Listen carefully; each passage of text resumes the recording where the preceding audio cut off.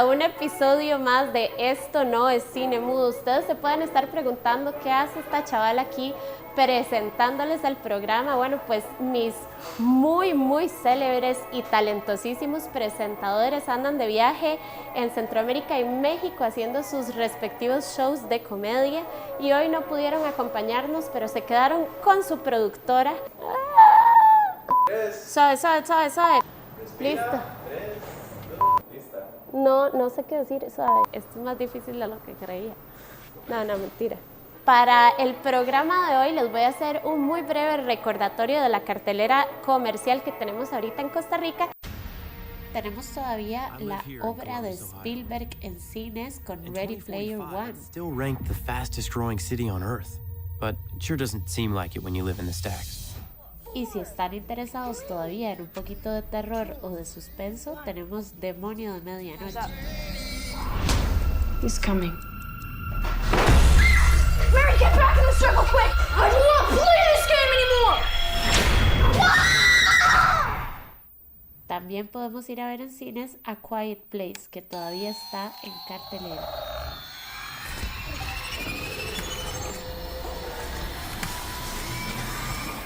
Y para no dejar el terror atrás, Verdad o Reto es otra película de miedo que sigue en las salas del país. It'll find you.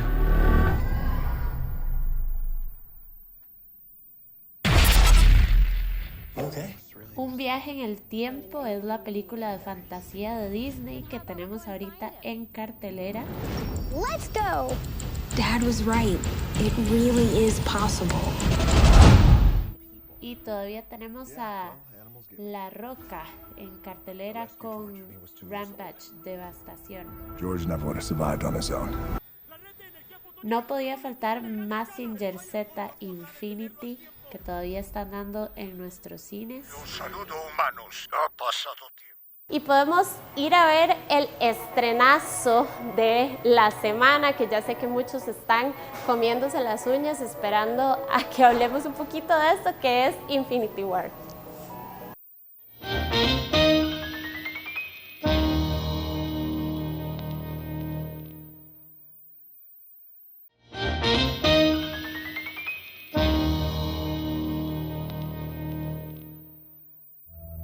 To bring together a group of remarkable people. To see if we could become something more. So when they needed us, we could fight the battles That they never could.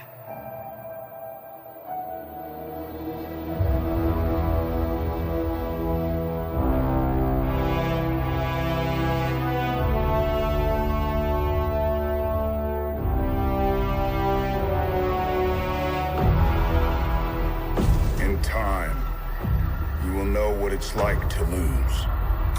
To feel so desperately that you're right, yet to fail all the same.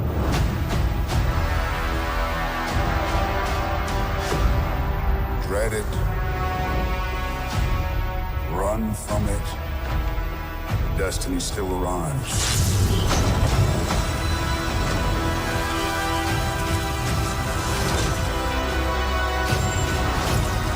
Evacuate the city. Engage all defenses.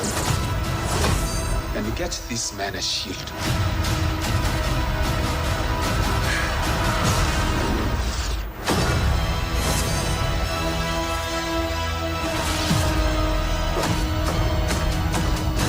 Fun isn't something one considers when balancing the universe. Never before in movie history has a movie been able to be made with, this many characters from this many successful franchises coming together.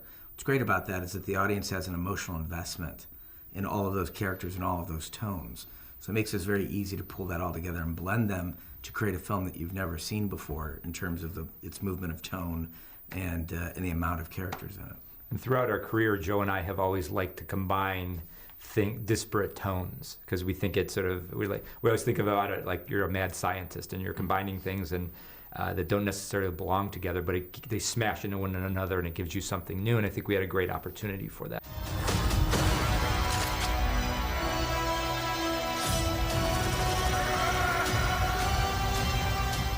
I'm so excited. I'm thrilled to be a part of this film.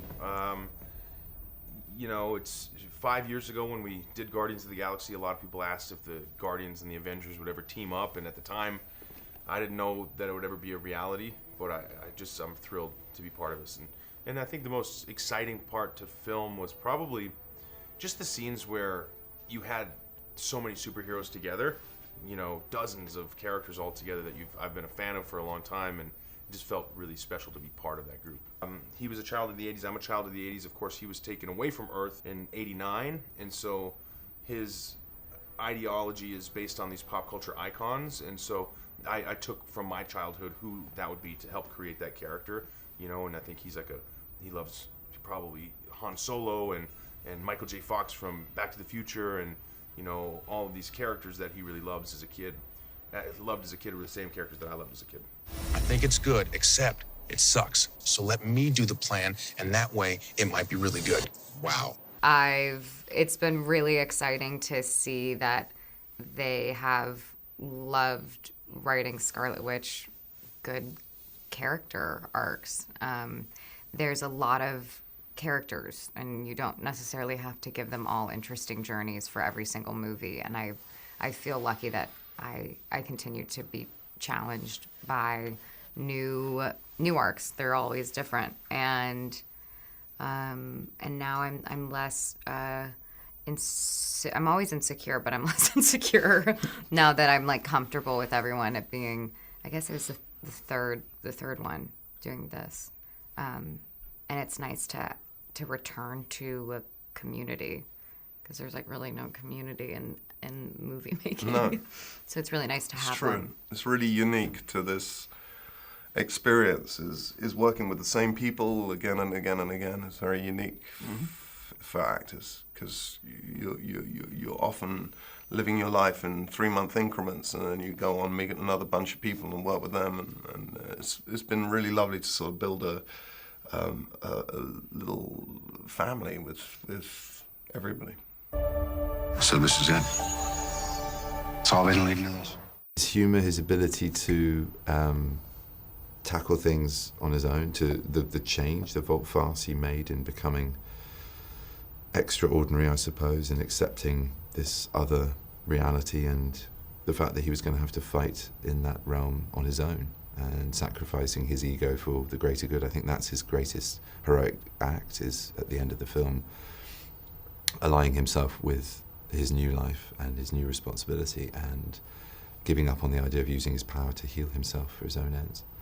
Which is mixing, you know, profanity with profundity, mixing, you know, high stakes drama and spectacle and entertainment with a message or some kind of rooting in our social realities, whether it's a political movement or a debate or an issue of gender or class or race. It's just, they're very much speaking to their audience rather than having a sort of isolated world that's disassociated from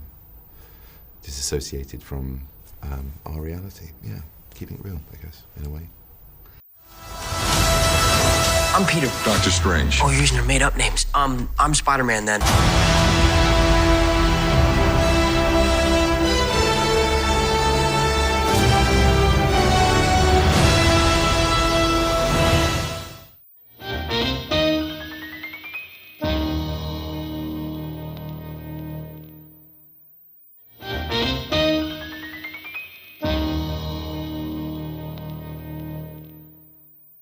Una de las partes más chivas del programa de hoy es que nos acompañó Álvaro Torres, el director de Nosotros las Piedras, el documental que acaba de estar en cartelera en Costa Rica, y nos dio una entrevista chivísima contándonos un poquito del proyecto.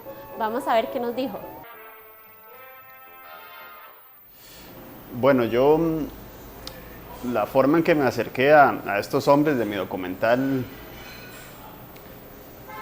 fue como paulatina en el tiempo, porque yo viví en la península de Osa por varios años antes de ni siquiera hacer cine. Yo hacía otras cosas y me dedicaba a otras cosas, y estaba viviendo en Puerto Jiménez, en un sector que se llama La Balsa, y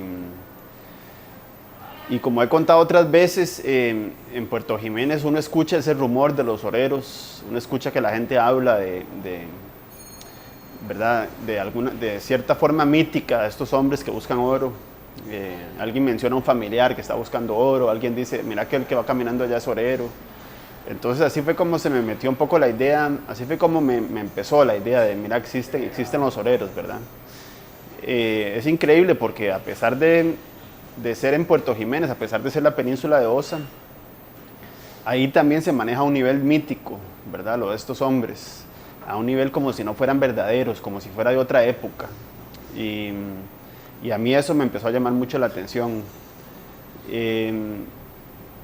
Bueno, pasan varios años donde yo decido dejar de hacer lo que hacía y dedicarme a estudiar cine y a hacer cine. Y en uno de mis viajes a Costa Rica, porque estaba estudiando cine afuera, me propuse ir a tomar fotos donde estos hombres, no los había conocido todavía, ni siquiera había estado en el sector propiamente donde ellos orean y donde viven, pero me propuse ir con una camarita de fotos a conocerlos y a tomar fotos y efectivamente una tarde me encontré a un grupo de ellos tomando café en uno de sus ranchitos. Y empecé a tomar fotos y bueno, esas fotos existen, a mí me hacen muy feliz porque yo vuelvo a ver esas fotos y fueron tomadas hace casi 5 años y medio. Y esos oreros se convirtieron en los hombres que después fueron retratados en mi documental. Entonces esa fue la forma en que me acerqué a ellos, paulatinamente, mientras vivía en Puerto Jiménez, y después regresé cuando ya era estudiante de cine y me propuse hacer un proyecto que después se convirtió en un corto, que después se convirtió en un largometraje. Yo cuando los conocí, me senté con ellos esa tarde que justamente te comentaba, me puse a tomar café con ellos y yo me sentí muy emocionado de estar ahí sentado con ellos tomando café. Eso fue mucho antes de empezar el proyecto, ¿verdad? Mucho antes de empezar el cortometraje. Yo me sentí como muy privilegiado y yo como que no creía estar ahí, no creía estar en ese momento, en ese lugar, con esa gente. Era muy diferente a todo lo que yo había experimentado y era una situación muy rara y me sentía nervioso y me sentía un poco con miedo porque estaban borrachos y había machetes por todo lado y como que se estaban insultando entre ellos. Y yo me dije, puña, qué situación más extraña y más nueva para mí. Fue en ese momento donde yo dije, esto tiene que ser un proyecto cinematográfico, ¿verdad? Fue en ese momento donde yo dije, aquí yo tengo que venir como cineasta y hacer esto porque me interesa mucho saber quiénes son estos hombres, me interesa saber cómo enfrentan la vida. Me fui dando cuenta que quería regresar, que quería pasar tiempo con ellos y se convirtió en mi proyecto de tesis de maestría, ¿verdad? Que es el cortometraje El lugar indeseado. Y yo me fui dando cuenta que yo lo que quería era contar su historia a través de mi amistad con ellos, ¿verdad? No retratar mi amistad con ellos, sino que mi amistad sirviera como de un elemento ahí de comunicación o un elemento para poder lograr este documental. Entonces así fue como me acerqué yo como autor, como cineasta a ellos, como desde la sorpresa, desde querer como crear un lazo íntimo con ellos. El proceso de pasar mi cortometraje a un largometraje fue un poco natural, porque cuando yo terminé el corto, cuando terminé mi maestría, cuando presenté la tesis finalmente, era muy evidente que el corto había quedado, valga la redundancia, había quedado muy corto para contar la historia de estos hombres, ¿verdad? No eran suficientes, a pesar de que eran 25 minutos, ¿verdad? Que es como un corto un poco extendido. Yo me di cuenta que no era suficiente, yo me di cuenta que había como creado una pincelada de estos hombres, ¿verdad? Entonces yo inmediatamente me planteé, yo aquí tengo un buen proyecto, no lo puedo abandonar tan pronto y no he sido justo con la historia de estos hombres. Entonces inmediatamente apliqué a una beca en Estados Unidos, que me la gané, y esa fue como la semilla para seguir trabajando. Regresé a vivir a Costa Rica para ese entonces, eso fue vamos para 4 años. Regresé a vivir aquí con esa platita y con esa plata continué el proyecto, ¿verdad? Entonces fui y me metí 2 meses más con los oreros, junto con otro compañero que es el director de foto del documental. Nos metimos 2 meses con ellos y ya empezamos a tener material que era sorprendente, ¿verdad? Que a nosotros nos gustaba mucho. fueron surgiendo oportunidades, talleres, conocer gente. El proyecto participó en el Dog Station, lo que se llama Dog Station del Festival Berlinale en Alemania. Entonces ahí conocí a Maya Izquierdo, que es española, pero estaba viviendo aquí en Costa Rica. Nos conocimos en Alemania coincidentemente y ella se convirtió en la productora del documental.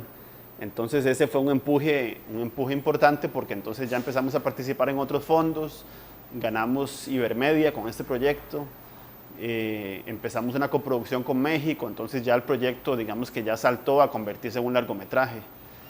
Y bueno, pasaron varios años de producción, fueron varias visitas, una decena de visitas de diferentes largos. A veces íbamos una semana, a veces 15 días, a veces un mes, a veces iba solo, a veces iba con este compañero que era el director de foto, y así fue como se convirtió en un largometraje. Sí, la gente, inclusive yo mismo le llamé observacional en un principio, ¿verdad? La gente que la ha visto, hay gente que le dice observacional, pero yo como que también rápidamente llegué a la conclusión de que no lo es, ¿verdad? Como que en parte sí lo es, porque no hay una presencia tan abrumadora del director ni de la cámara, ¿verdad? No hay entrevistas, no sale mi voz, no, tratamos de estar lo menos presentes y lo menos visibles posibles, pero la verdad es que la cadencia y el ritmo del documental y la forma en que nos movemos de una escena a otra, de un lugar a otra, hace que no sea tan de corte observacional,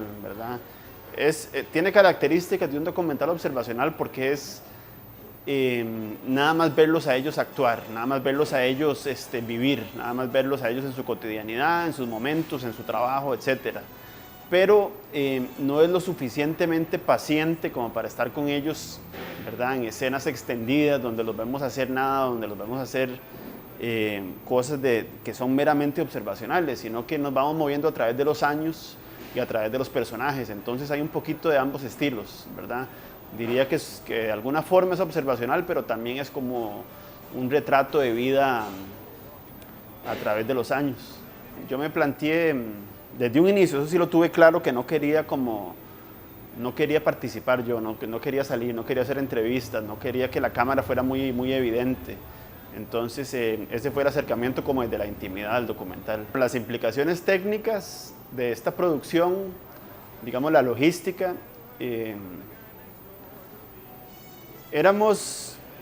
casi siempre éramos dos personas, ¿verdad? Casi siempre éramos dos personas con dos cámaras, una cámara principal y otra como de apoyo. Un compañero mío que hacía la foto principal y yo que hacía el sonido y más o menos la dirección, ¿verdad?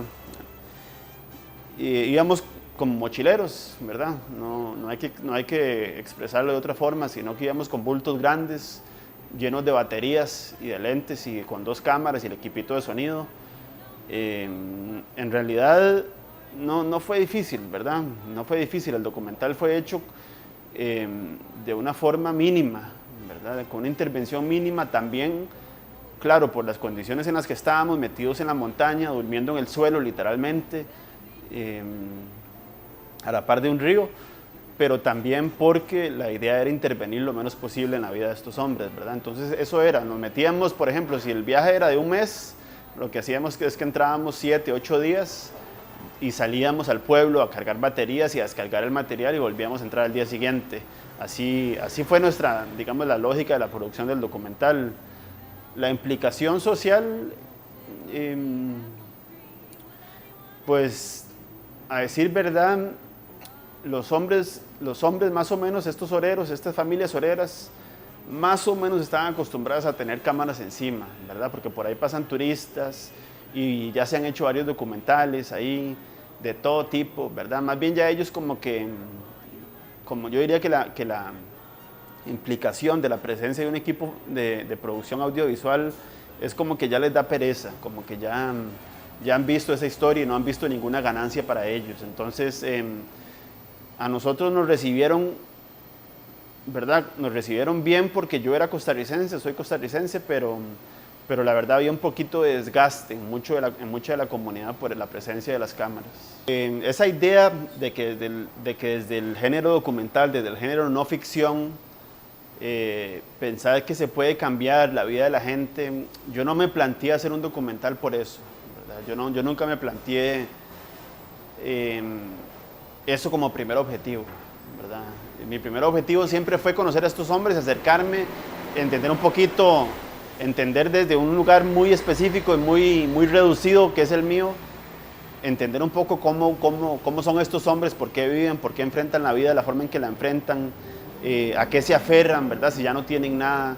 Eso fue la principal motivación de hacer el documental, de la idea de que el documental sirve para cambiar la vida de la gente.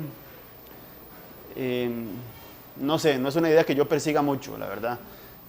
Yo sí me propuse que fuera justo, ser justo con los hombres, hacer un retrato honesto de ellos. Creo que lo logré. Creo que ellos han visto, muchos de ellos han visto ya el trabajo y se sienten que el retrato es sincero. Pero yo nunca me lo planteé como principal objetivo. Ahora, si el documental puede servir de alguna manera, claro, hacer denuncia de que estos hombres han sido olvidados y que son parias, pues buenísimo, ¿verdad? Me encantaría. De hecho, vamos a hacer giras en Costa Rica, pues para crear un poquito de conciencia, pero no fue mi principal objetivo. No, tampoco es que no lo hice del todo, pero no sé, suena raro, pero yo me lo planteé más como un documental de autor. Y de ahí, si sale la denuncia, pues es importante hacerlo. Tengo mucho interés en seguir en OSA, porque me fascina, porque yo quedé encantado con la península, porque me parece un lugar exuberante y misterioso y triste y lleno de nostalgia y con muchísimas cosas sucediendo. Sí, mi próximo proyecto es una ficción, ¿verdad? Que va a ser grabada ahí en OSA, específicamente en Puerto Jiménez, ¿verdad? El documental es en la zona de Karate, cerca al Parque Corcovado, con algunas escenas en Jiménez, pero la ficción va a ser justamente en Puerto Jiménez, que es como la cabecera de la península. Yo quedé encantado con la forma en que la gente vive ahí, encantado, pero encantado, digamos, no feliz, sino encantado como esa idea del encantamiento, como embrujado con las formas en que se ve la vida ahí, en la forma en que la gente resuelve sus problemas y resuelve sus conflictos y no sé, la oscuridad del lugar. Sí, definitivamente quedé encantado y voy a regresar. Yo, el pasar de un documental, ¿verdad? Que fue un proceso como de 5 años, ¿verdad? Que ya está terminando, ¿verdad? Porque ya la película está ahí en las salas y ya está en festivales. Y ya estoy iniciando el otro, que es el de la ficción. Y no sé, yo siempre tuve claro también que me gustan las dos cosas, la ficción y la no ficción. Yo cuando hacía el documental me moría de ganas por hacer un guión basado en la vida de algunos de estos hombres, ¿verdad? De la gente que yo conocía. Y estoy seguro de que cuando empiece la ficción voy a tener ganas de hacer algo que es documental, ¿verdad? A mí son dos bichillos que siempre me están picando. Me fascina escribir ficción, nunca lo dejo de hacer. Y siempre estoy pensando más bien en trabajos donde una cosa lleve a la otra, donde la ficción lleve a la no ficción y la no ficción me haga pensar en la ficción, como que trato de no hacer esa división y como que me llaman mucho la atención ambas y me lo he planteado como seguir trabajando en ambos siempre. Puedo decir que hablando de la distribución y hablando ya de la vida del documental, una vez terminado, hemos tenido pues un viaje feliz con la película, ¿verdad? Nos hubiera gustado estar en más lugares, claro, a uno siempre le dan ganas de estar en más lugares. Hemos estado en festivales en varias partes del mundo, hemos tenido el chance de ganar un premio importante. Estuvimos aquí en el Festival de Costa Rica. Entonces creo que para hacer un documental en nuestro país, la película ha tenido una buena vida y la va a seguir teniendo porque estamos justamente en el medio de la ruta de festivales. Creo que ha sido una buena vida, ¿verdad? Uno siempre aspira más, pero se da cuenta que las cosas funcionan de cierta manera. Ahora, estuvo en las salas una semana, ¿verdad? Que, no sé, son pocos los documentales ticos los que llegan. Este no es un documental para todo público, ¿verdad? En el sentido que no es tan fácil de observar, no es tan fácil de ver, no es tan fácil de digerir. Tampoco es que es muy difícil, pero no es de entretenimiento. Definitivamente no es una película de entretenimiento. Entonces, para este tipo de películas, para este tipo de proyectos, hay muy poca salida en nuestro país, ¿verdad? Es la verdad. Y eso también tiene que ver pues, con el público, que está un poquito menos interesado en este tipo de películas. Entonces la película, Nosotros las Piedras, estuvo una semana en cines, estuvo en Cinemark y estuvo en el Magali. No conozco los números exactos, pero tengo idea de que no fue mucha gente, pero fue la gente que tenía que ir a verla porque es un documental. Yo me siento contento, complacido de que estuviera en las salas. Vamos a hacer giras en Costa Rica y vamos a tener varios lugares donde presentarla. Y es difícil, claro, es difícil competir con otras películas que son más comerciales, más de entretenimiento, pero no sé, ahí uno va poniendo el granito de arena de uno. Para el pobre, para que no tiene nada más, para que tiene billete. Billete es billete, mueve todo, va.